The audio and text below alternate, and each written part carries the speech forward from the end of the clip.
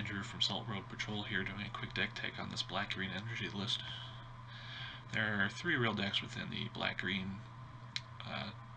deck development space right now.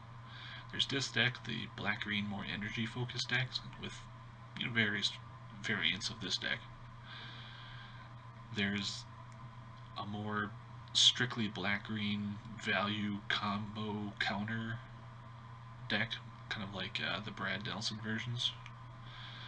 And then there's, of course, the more controlling, generally black-green delirium list that tries to go a little less low to the ground than these lists, obviously, and tries to go more over the top with Ishkanaz and Lilies and stuff like Grim Flayers, taking advantage of the delirium mechanic.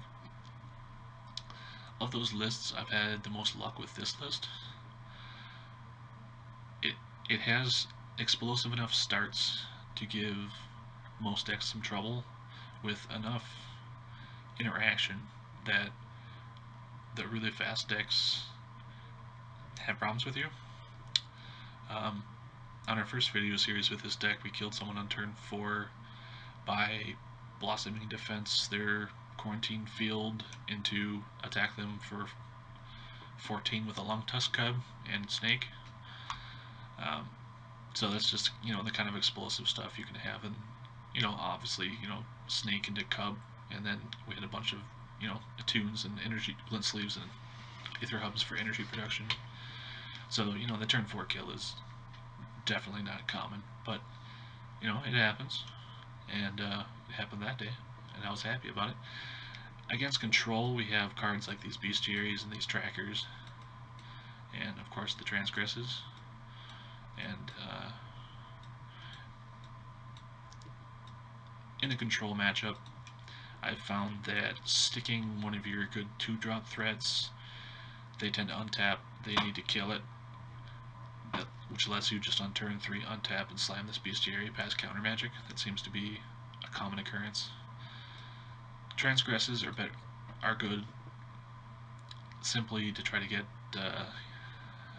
towers, glimmers, gearhulks, whatnot, what's forth out of their hands. Generally against those, these fatal pushes are pretty bad. They tend to play Rogue Refiner up most lists. These fatal pushes are good. Mirror, black, red, Mardu, that kind of thing for your removal suite. Less so against other things. I found I steal actually most of my games against Mardu by attacking with Ether Sphere Harvesters. And they can be very far ahead of the game, and all it takes is you running them kind of out of some of the removal with your low-end threats into Gearhulk countering, putting counters on this Ether Sphere Harvester, and then they just cannot win the game. If you get to the point where that's happening, they're just out of it. So that's good. And then of course Ballista's just good value. It's seeing play now in lists that don't have any synergies with Constrictor or Gearhulk. So it's a pretty necessary card. It's a bit expensive, but tickets wise, but it's worth it. Our land base, we're playing Agree 20 lands, but of course the full 4 ethers, attuned with ethers. And that's pretty much it in a nutshell. We have your basic enchantment removal, more control, and the main deck has a steady curve on up. So it's a good deck. I enjoy it. We'll see you in the matches.